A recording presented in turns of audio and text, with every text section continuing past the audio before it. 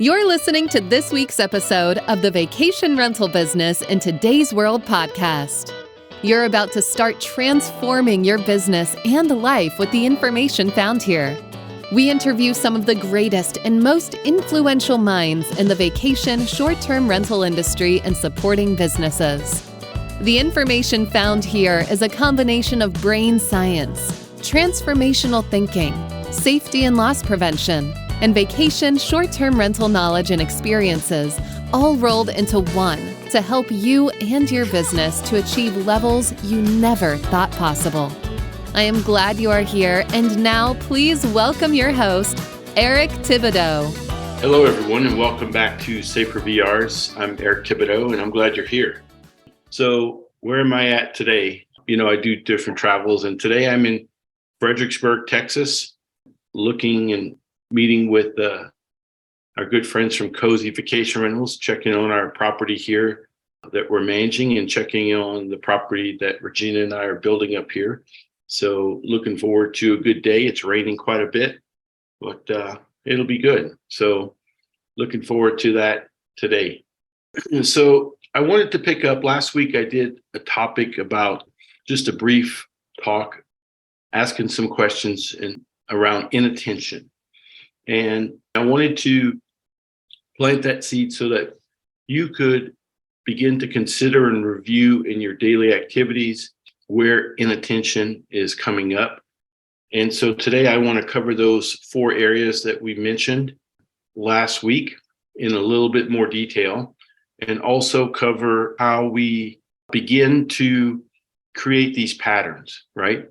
We want to create a habit or pattern to think about how we can prevent inattention.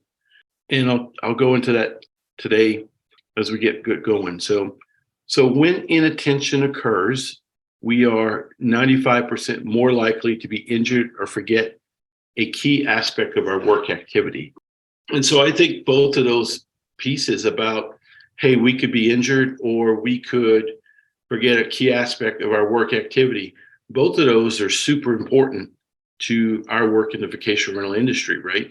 One is about injury to ourselves while we're performing work. The second is along that injury of a guest, okay? And the last part there, it talks about forget about key aspects of our work activity. And so these really, I think, speak to the heart of what we're doing here. The gold standard here, we're at level 3, and we've been learning that level 1 and level 2 move us forward if we haven't been doing anything at all. And I think they're good. However, really to get in deep about what we're looking to prevent, and really, as I've mentioned, whether we're talking about vacation rental safety or any level of any areas of safety, general industry, vacation rental, doesn't matter where, this whole piece about looking at our subconscious and how it works and how we can use it to our advantage to protect us and protect our guests and serve our businesses in a better way is it's not out there very much. I think it's in the initial stages. I identified this a couple of years ago. And as I learned more about neuroscience and how it works, I got a certification in it and coaching. And so I really, really believe that this is a great area to move forward and to deliver for the vacation rental industry. Because what we're doing is wanting to prevent injuries.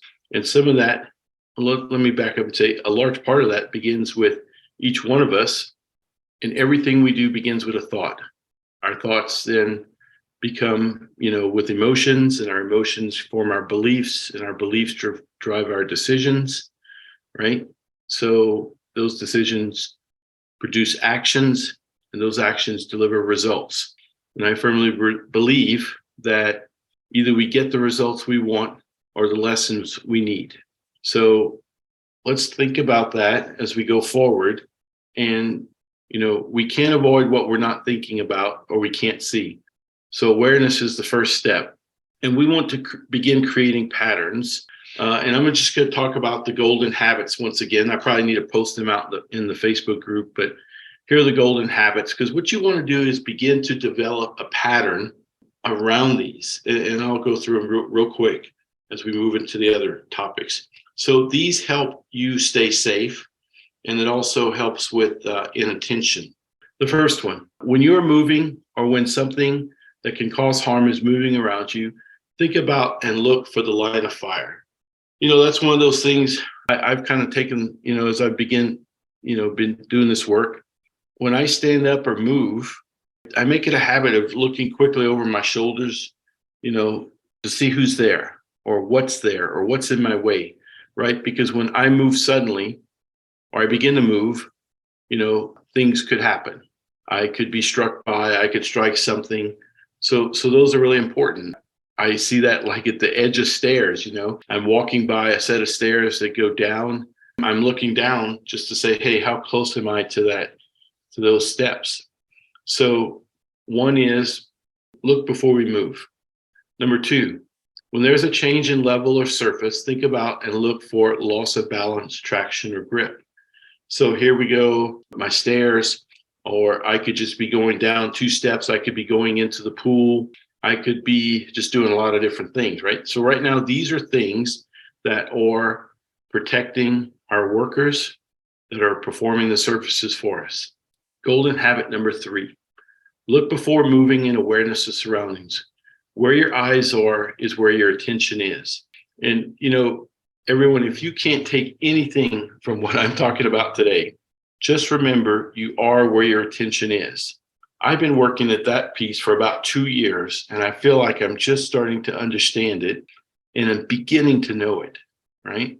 And where my attention is super important, because where my attention is where my thoughts are. And we know everything starts with the thought that then, I want to move my attention. And we'll cover more of that. Number 4, you are where your attention is. I mean, the most powerful statement to adjust your thinking. Think about what is around you and your work activities, particularly when you get triggered, which the disruptors that we're going to talk about around inattention basically are triggers. And you need to begin to recognize what those triggers are that cause inattention, right? And then move your attention away from that topic. And you say, Eric, that's really hard to do. It's only hard because you said it's hard. Nothing that you do in your life is hard or easy. It's all about how you think and assign meaning to it, right? That's really true. I mean, I say this statement to myself every morning, that I am equipped with everything I need to create everything I need in life. I'm equipped with everything. You are equipped with everything. So you can move your attention, right? However, you need to form a habit or pattern that moves you in that direction. We'll cover that. Before starting a physical activity, think about and look for exceeding physical capacity. This is once again when we're moving around different things. So the number 2, number 3, and number 4, I feel are super important to the vacation rental industry, and particularly in the guests, taking care of the property, making sure it's prepared for them. So what we want to do is to think about these golden habits here, and create a pattern so that you begin to look at these, right? And how that just happens, basically, it says, I am moving my attention when I get triggered due to inattention, right? I am looking before I move to check my surroundings. So when you want to identify and modify your habits or begin to change your identity, right, you have to work with I am statements to move you into that direction, so that when things happen, right, what you're starting to do, and it's going to take at least 67 days, and probably when you get around 14 to 21 days, you're going to say, hey, this is really crazy. Your brain is going to begin to fight you on some of these activities. But what you're doing is you're beginning to identify and build a neural pathway. And if it happens really quickly, that means you've established it and you haven't had anything to slow you down, right? However, if you're breaking a neural pathway for an issue that's not serving you, you will receive resistance. Continue to build your statements around these habits. I am looking for those opportunities where I could exceed my capacity for lifting, right? I am looking for changes in level of surface and how I could lose balance, traction, or grip. So you can form these any way that you want to begin to create these I am statements, right? Because you're building these statements to begin building neural pathways so that when you see a change in elevation, when you are triggered, your subconscious is going to pull up, right? Just like in the Karate Kid movie, right? So when there's wax on, wax off, he doesn't think about it. It just happens. Today, maybe you're thinking about these situations and it's really slow, right? Because you're using the conscious mind, and it's going to be a lot slower. It's going to be clunky, and maybe you won't recognize the change in elevation, right? Because your attention is somewhere else. You've been disrupted, and the inattention is present. So we'll go through that here, build you a list of statements that talk about these golden habits, okay? Or any other things that may not be serving you. You want to say these in the morning or at night, and it's going to take some time. I'd be interested to hear how that's going for you in the Facebook group of Safer Vacation Rentals. So it can be a challenge, as I mentioned, to create the new habits or beliefs, but it's inside of you to do it. You could do anything that you want to do because it's inside of you. Your fears, your current beliefs are stopping you, and we can certainly work to eliminate those. So let's identify the attention disruptors, which allow us to engage in these critical areas that happen. So basically, we've been talking about awareness. Now we're going to begin to understand.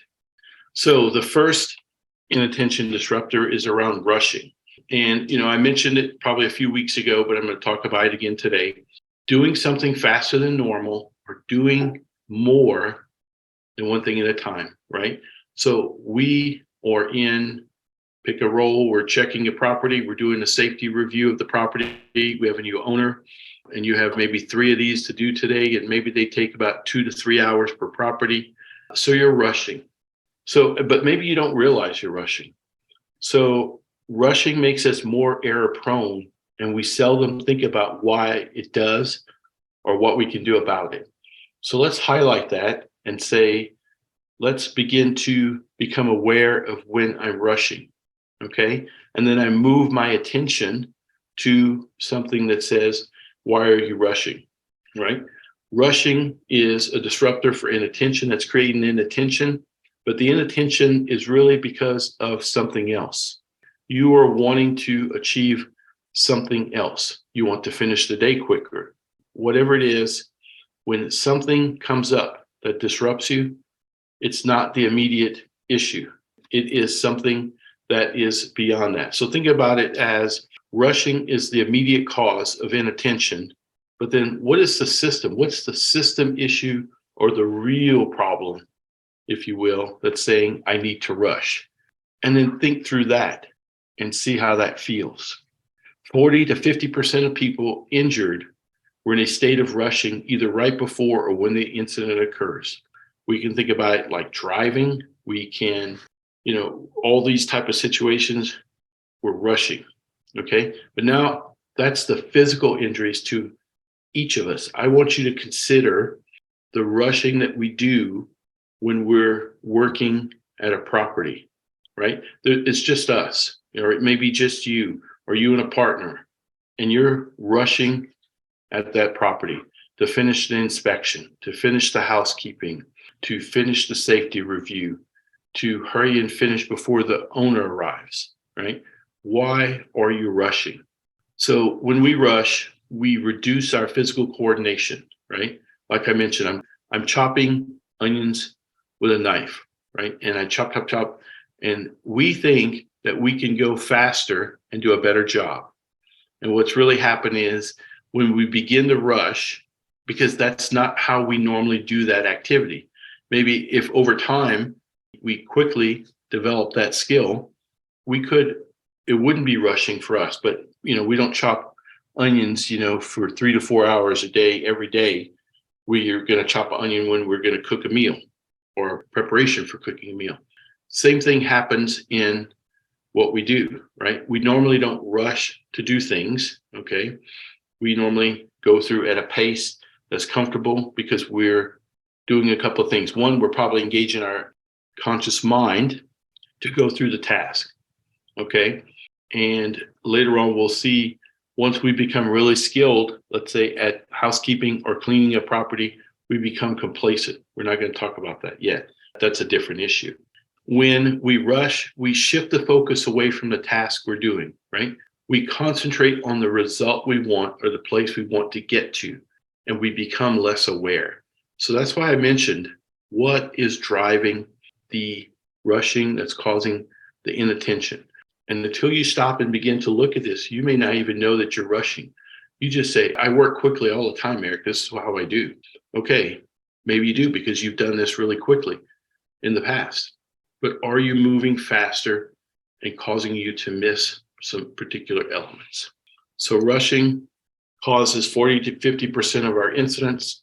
They cause inattention, which causes us or allows situations to be left undone.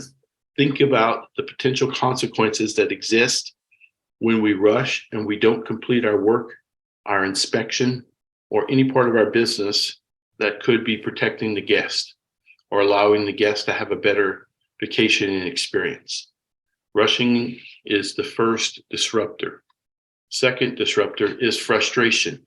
Frustration is this mental and physiological response to being prevented from taking or retaining control. 20% of people injured were in some state of rush before or when the incident occurred, right? Let's highlight that what you do in the now, what you do in the moment decides what's happening with the incident or injury or what's leading to that inattention. So you're frustrated and now you've moved your attention away from the task that you're doing, right? You have a thought that's driving an emotion that's got a belief, right? And you are frustrated about that. It may or may not have anything to do with the work you're doing. It could be, like, why am I having to come back and re-clean this property? Why do I have to inspect properties all the time? Why do we have to do safety inspections every month? Whatever it is, this frustration. You fill in the blank about what is occurring with frustration and why is it happening. And most of what occurs with rushing is found in frustration. So frustration is influenced by what we perceive the inattention of others to be. So what does that mean? I'm frustrated because I believe, my supervisor doesn't think I clean this property well. So now I'm upset. I have to come back and do that. You need to stop and you need to move your attention to why am I being frustrated? Okay. I also believe and this is a way of being, which you've heard me discuss, 100% responsible 100% of the time. I am 100% responsible 100% of the time. So how does that look if I'm cleaning a property? Okay, and the inspector, the supervisor comes back and says, hey, you missed this. Okay, why am I taking my frustration on what they believe the problem is? If I come back and I look at the property and say, hey, you know what? They're right. I didn't check under the bed. I left streaks in the window. I left food in the refrigerator. So move your attention away from the frustration and say, I am 100% responsible for this. Who cleaned the property? I cleaned the property. Who left things under the bed? Who left food in the refrigerator? I did. So move the attention, not from the person who said, please go back and re-clean this property. Here's what you missed. All right. Don't be frustrated with yourself, right? Because frustration is accumulative throughout the day. So if you're frustrated at this first task and you go to the second task and it just grows throughout the day. And what it does is it causes basically problems with how you're performing work.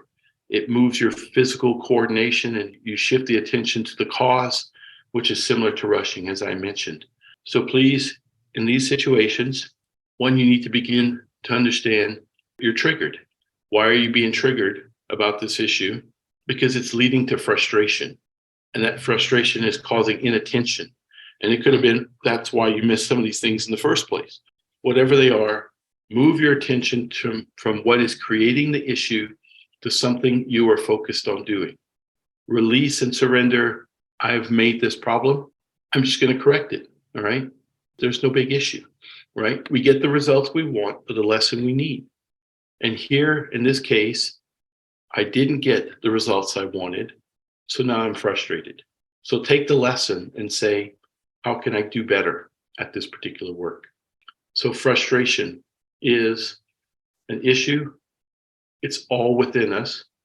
Okay. I know I have this discussion a lot about, hey, so-and-so made me mad.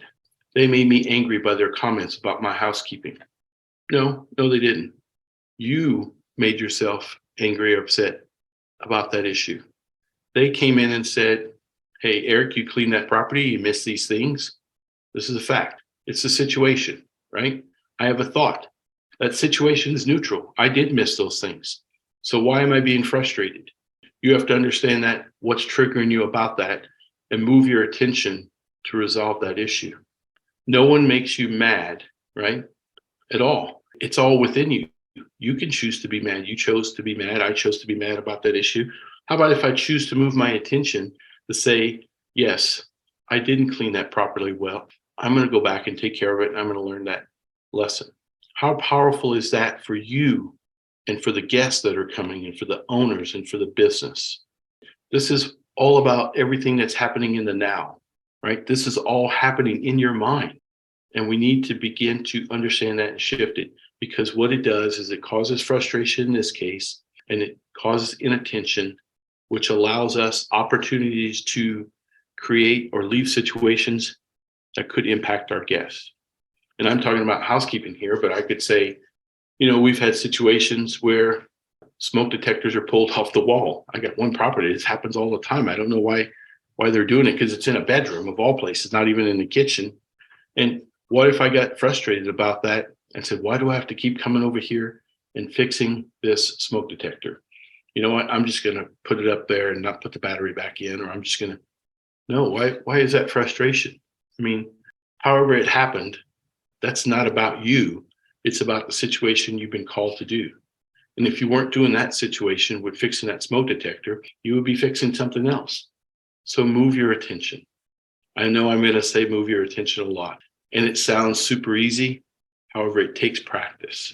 So the next one, just when we look at rushing and frustration as combined, right?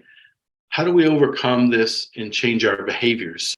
When we're in these states of rushing and frustration, compliance and conscious decision tend to take a back seat as they're regulated by the subconscious, right? That's why I say when something triggers you, your conscious mind is completely, it's pushed out the way. The subconscious mind comes in and says, okay, move away, conscious mind. I'm in control now.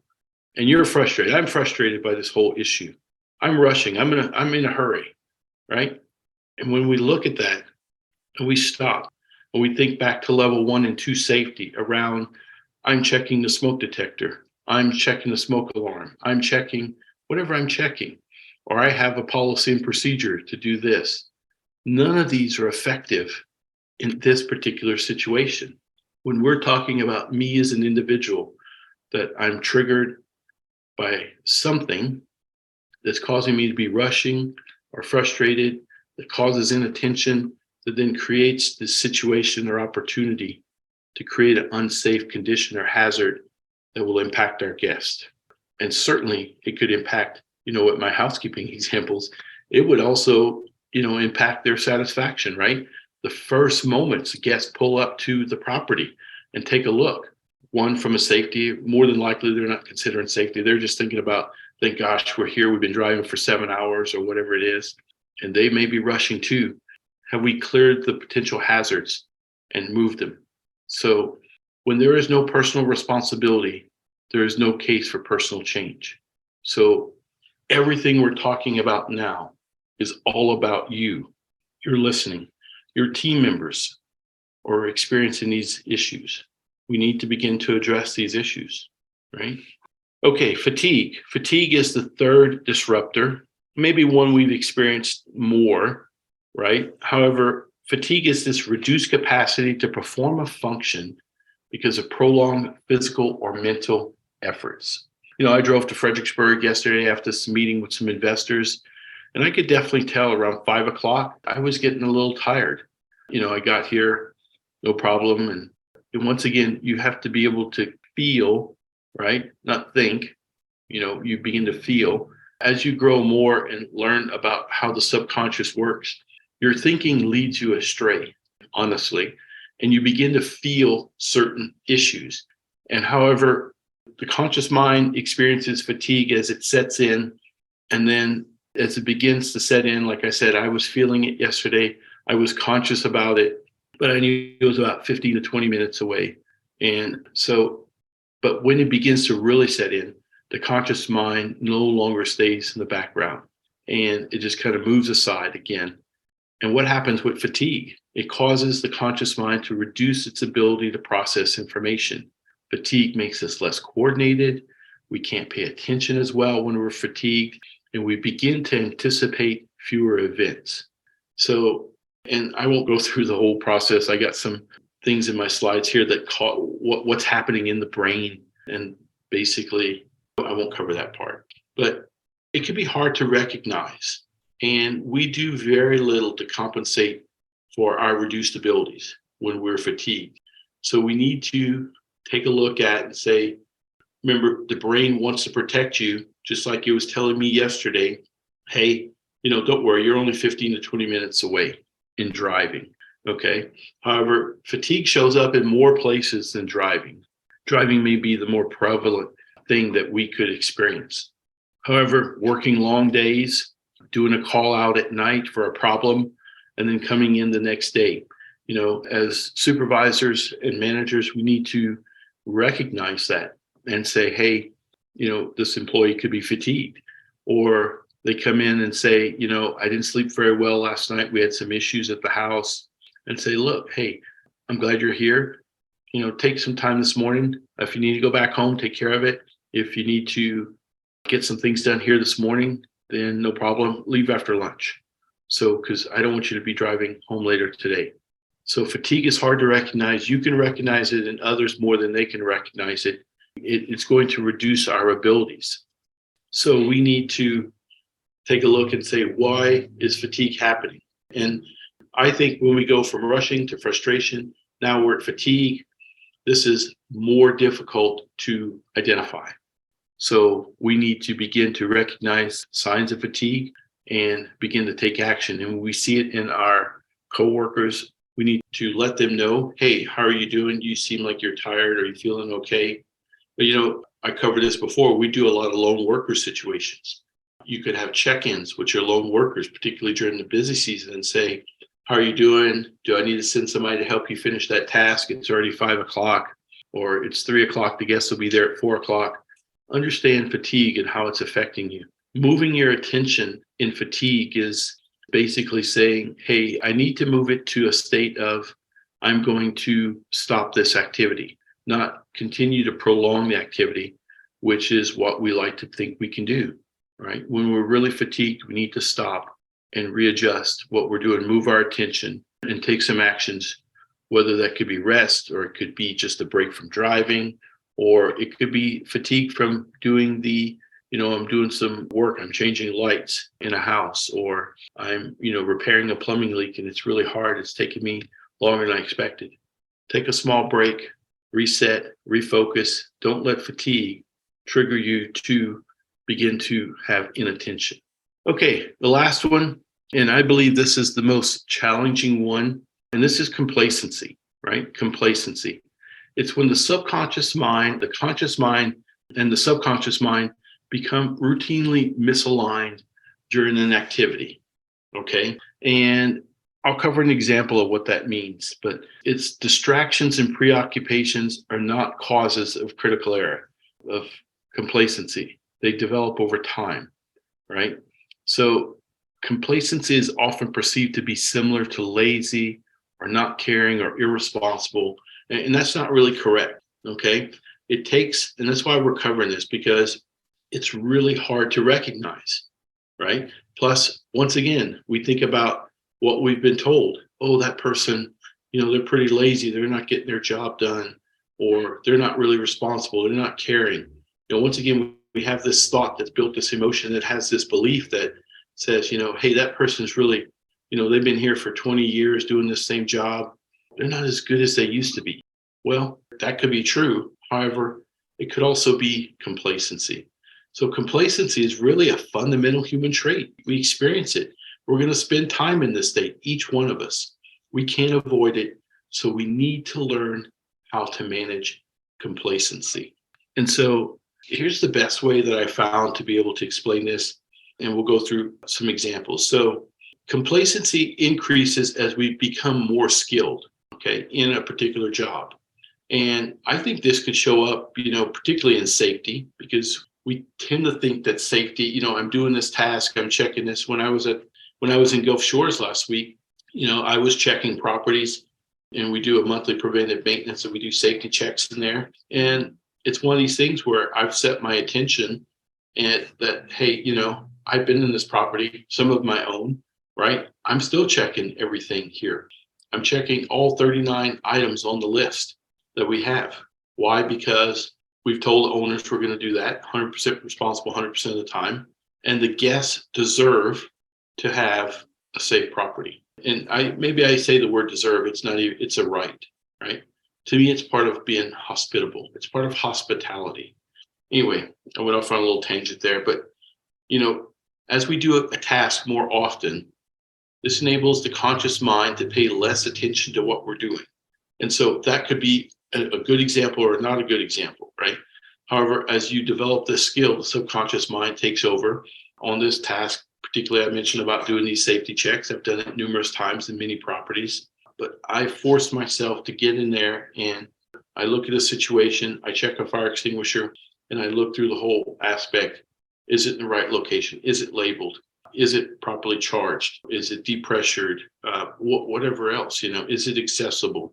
And so I go through these things and I drive myself, even though I've done the task many times, I understand that I don't want to be complacent in that, because when I become complacent, I put people at potential risk by not doing what I said we would do. So here I'm borrowing information from a gentleman named Larry Wilson, who has identified 3 levels of attention with how a skill develops. And so here we go. So let's say level A.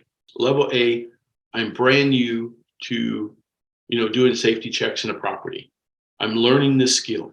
And so my conscious mind is working, and it makes complacency most unlikely. And fear exists in this state. I'm fearful that I will not do a good job, so I'm paying extra attention. This is a new person, or it's someone who's relatively new to performing this task. This is level A. Complacency, we won't experience this very often. We may find some of the other issues of rushing or frustration or fatigue, but maybe not complacency. Then as that person becomes more skilled in doing the task, we call it level B. And think about this as a graph, right? So on level A, I'm super attentive. And then level B, I kind of drop down a little bit, right? Because I'm becoming skilled and I'm beginning to do things automatically. And this automation is the subconscious mind, right? And here's the really interesting thing. I think I've mentioned it several times before. It's worth pointing out again. When you identify something that you believe is really important, or your brain believes it's really important, you may not even realize it, it's going to begin to automate that task or that activity. And it takes about 6 to 7 times. And the brain says, okay, that's really important to Eric. I'm going to make sure that I begin to automate that task, and the subconscious mind will drive that task. That happens very quickly. Now, let's say I do a task, or I have this emotion or belief that it's not serving me and I want to move to a different direction. To break that habit or to begin to rewire the brain through neuroplasticity, it could take me as long as 67 days to do that activity. So to connect up task and automation happens quickly. To remove a task that's been in automation that no longer serves you definitely takes longer. So let's be cautious about what we're automating and knowing that the brain's automating it with us. However, we are in control, right? We need to begin to look at how we're allowing the brain to do this. So this is where the shift of control happens in this level B. I begin to do this task. I'm becoming skilled. I shift the control from the conscious mind to the subconscious, and where complacency can begin to occur. Fear subsides. So I'm not as, I'm doing this task. Hey, Eric, I've been doing this task for 3 weeks. I'm getting pretty good at it. So maybe I'm going to go and watch you do the task and see how you're doing and provide some coaching and feedback for you, right? We can do some things there. We can also understand as ourselves that, hey, I'm becoming more skilled at this task. However, I want to be conscious and not allow complacency to begin to appear. Fear subsides when this happens, right? We're not as worried because we're getting more experienced, but we become more susceptible to rushing, frustration, and fatigue. And this is where incidents begin to start with complacency, okay? When I was doing these checks, we changed air conditioner filters and I removed one from one property and it was in really bad condition. And I didn't grab the right one, or maybe they didn't have it down in breezeway the right way. So I could have easily just said, it's no big deal. I'll just put the broken one back in. I came in and said, you know what? That's not what being responsible is about. This is in my mind. I'm speaking to myself, right? I don't want this to create a problem with the air conditioner for this owner or the heater. So I went back to the office at the end of that day and I got the right filter, and I drove over and got it done. I think I got it done that day. So don't allow rushing or frustration or fatigue to allow this to happen, right? And this is all about you and driving and moving your attention to where it needs to be. So now we're continuing this graph. You think level C, we're really skilled and the subconscious mind is fully operational. And this is where complacency dominates. There's no fear and incidents occur. So if you've heard of some of the previous podcasts, when I was in Egypt, we had a gentleman who was, 7 years experience doing work on a rotation or lathe machine. And because he could just at times put his hand in there and grab stuff off as it was shaved off on the lathe. This time not only was he complacent with inattention, but he was distracted by other issues happening in his family. And basically his hand just got hit by the lathe. It caused a small laceration right above on his right hand, above his knuckle, on his middle knuckle there on his hand. And it wasn't too bad, but it could have been. But here we have someone who's super experienced, and complacency is just dropping in there and mixing with some of these other disruptors of inattention, right? And it was really easy. We came back and said, this guy, he's lazy. No, he's not lazy. He's distracted. He even told us the situation he was in, and his manager didn't agree with it. So it's really easy to dismiss complacency to being lazy or not wanting to get the job done or whatever you want to fill the blank in with there. And as leaders, we need to, and as ourselves, we need to recognize complacency. It takes work. It's the reason it's the fourth disruptor, because it is the most challenging. But here is where incidents begin to occur. They started with level B, and in level C, complacency dominates. So, as we continue to go on, these are the four disruptors that cause inattention. And I talked a little bit about what we need to do to begin to build patterns and beliefs. We need to recognize what's triggering us and understand how are we going to move our attention, and identifying, your values. Like I said, I'm 100% responsible 100% of the time. I'm committed to my work. Okay. Those are two of my great personal values and ways of being that drive my doing. We've covered that in some previous podcasts. So the four disruptors, once again, of inattention, or go back and take a look at them in order. They're rushing, frustration are the top two. The third one becomes fatigue. And the fourth one is complacency. So begin to look at this and see what's triggering you for these items. Certainly, the first three are more easy to identify. Complacency could be harder to identify and certainly show up with incidents. So I covered a lot here today. I hope you appreciate and begin to understand this information. And it's not going to happen overnight, right? You may listen to this three more times. You may write down some activities where you want to focus about. I have them in my phone. I do my IAMs. Of course, I know them. I say them and I adapt them every now and then as my world changes. But these are things that how we begin to take a look at those situations that happen in the now that are impacting us and our guests and our businesses. So I hope you found this interesting. I would appreciate any feedback or comments. There's certainly more that we can cover here, and I'm going to stop and give us time to digest how this is working. There will be more of this in safervrs.com, certainly in our membership group there. And I look forward to hearing from you. Go out and take a look and begin to analyze what's triggering you and where is inattention showing up in your work and how can you begin to address it. I'd love to hear from you about what's going on. You can post join our Safer Vacation Rentals Facebook group, and we'd love to have you in our paid membership of Awakening Vacation Rental Safety, where we cover this and all other parts of the gold standard. Go out and create a safe day, and I wish you well. Bye-bye. Thank you for listening to Safer VR's podcast with Eric Thibodeau. If you enjoy this, I would love you to join my Facebook group, the Safer Vacation Rentals, for more of the same. You can also join our email list at www.safervrs.com.